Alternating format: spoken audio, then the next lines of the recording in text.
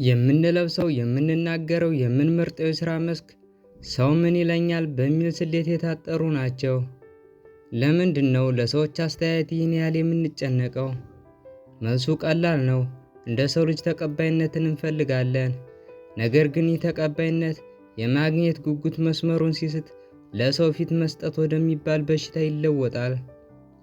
ለሰው ፊት ስንሰጥ የደስታችን ቁልፍ ያለው በሌሎች እጅ ነው። እነሱ ካመሰገኑን እንደሰታለን፣ እነሱ ካልወደዱልን ደግሞ እንጨነቃለን። ይህ ማለት ግን እኛ የራሳችን ዋጋ የለንም ማለት ነው። የራሳችሁን ቤት ቁልፍ ለባዕድ ሰው ትሰጣላችሁ? አትሰጡም። ታዲያ የደስታችሁን ቁልፍ ለምን ለሰው ትሰጣላችሁ? ለሰው ደስ እንዲላቸው ስንል ማንነታችንን እንደብቃለን። የሌለንን አለን እንላለን። ያልሆንነውን እንሆናለን። ይህ ደግሞ በውስጣችን ትልቅ ባዶነትን ይፈጥራል። ቆይተን ስናየው እኔ ማን ነኝ ለሚለው ጥያቄ መልስ እናጣለን። የምንኖረው የሌላውን ሰው ህልም እንጂ የራሳችንን አይደለም። ሁሉንም ሰው ደስ ማሰኘት አይቻልም። አንዱን ስታስደስት ሌላው ይከፋል። እድሜ ልካችሁን ሰውን ለማርካት ስትሮጡ መጨረሻ ላይ የምታተርፉት ድካምና ጸጸት ብቻ ነው።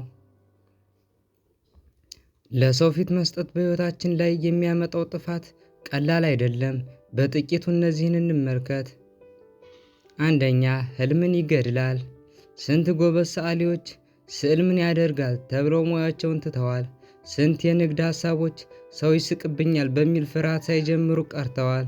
ስንት ሰዎች መሆን ከሚገባቸው በታች ሆነው ቀርተዋል። ሁለተኛ፣ የአእምሮ ሰላምን ያሳጣል። ሁልጊዜ በስጋት መኖር፣ ስልክ ስናነሳ፣ ፎቶ ስንለጥፍ ወይም መንገድ ስንሄድ ሰው ምን እያለኝ ይሆን ብሎ መጨነቅ አእምሮን ይገላል። ሰላማችሁን በሰዎች አስተያየት አትሽጡ። ሶስተኛ፣ ተጎጂነት። ለሰው ፊት የምትሰጡ ከሆነ ሰዎች በቀላሉ ይጠቀሙባችኋል። የእናንተን ፍላጎትና ስሜት ረግጠው የራሳቸውን ፍላጎት ይጭኑባችኋል። አይሆንም ማለት ሲገባችሁ እሺ የምትሉ ሰው ላለማስቀየም ከሆነ ራሳችሁን እየጎዳችሁ ነው። ታዲያ እንዴት ነው ለሰው ፊት መስጠት የምናቆመው? አንደኛ፣ ሁሉም ሰው ስለ እናንተ እንደማያስብ ተረዱ። እውነቱን እንነጋገር ከተባለ አብዛኛው ሰው ስለ እናንተ አያስብም። ሁሉም ሰው በራሱ ችግር፣ በራሱ ኑሮና በራሱ ጭንቀት ተወጥሯል። እናንተ ሰው ምን ይለኛል ብላችሁ የምትጨነቁለትን ያህል ሰዎች እናንተን ለማየት ጊዜ የላቸውም። ሁለተኛ፣ የራሳችሁን መርህ ቅረጹ።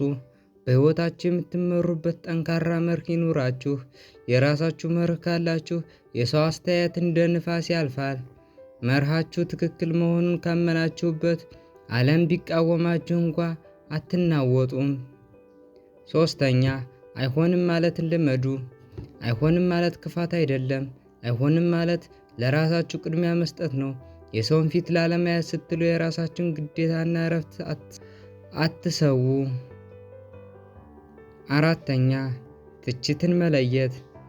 ገንቢ ትችትን ከምቀኝነትና ከንቱ ወሬ ለዩ። የሚመክራችሁን ሰው ስሙ፣ ነገር ግን ውሳኔው የእናንተ ይሁን። ውድ አድማጮቼ፣ ዛሬ አንድ ነገር እንድታስታውሱ ፈልጋለሁ። በዚህ ምድር ላይ ስትኖሩ የምትጠየቁት ስለ ራሳችሁ ሕይወት እንጂ ስለ ሌሎች ሰዎች አስተያየት አይደለም። በሞት አፋፍ ላይ የቆሙ ሰዎች ትልቁ ጸጸታቸው ለካ የኖርኩት ለሰው እንጂ ለራሴ አይደለም የሚል ነው። ለሰው ፊት አትስጡ ስንል ራሳችሁን ሁኑ እያልን ነው።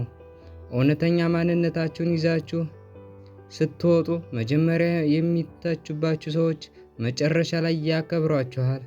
ምክንያቱም ዓለም የምታከብረው የራሱ አቋም ያለውን ሰው እንጂ የሰውን ጥላ ተከትሎ የሚሮጠውን አይደለም። ከዛሬ ጀምሮ ሰው ምን ይለኛል የሚለውን ጥያቄ ሕሊናዬ ምን ይለኛል በሚል ቀይሩት። ነፃነታችሁ ያለው በሌሎች እጅ ሳይሆን በራሳችሁ ውሳኔ ውስጥ ነው። ለሰው ፊት አትስጡ። የራሳችሁን ታሪክ በራሳችሁ ብዕር ጻፉ። አመሰግናለሁ። ቸር ቆዩልኝ።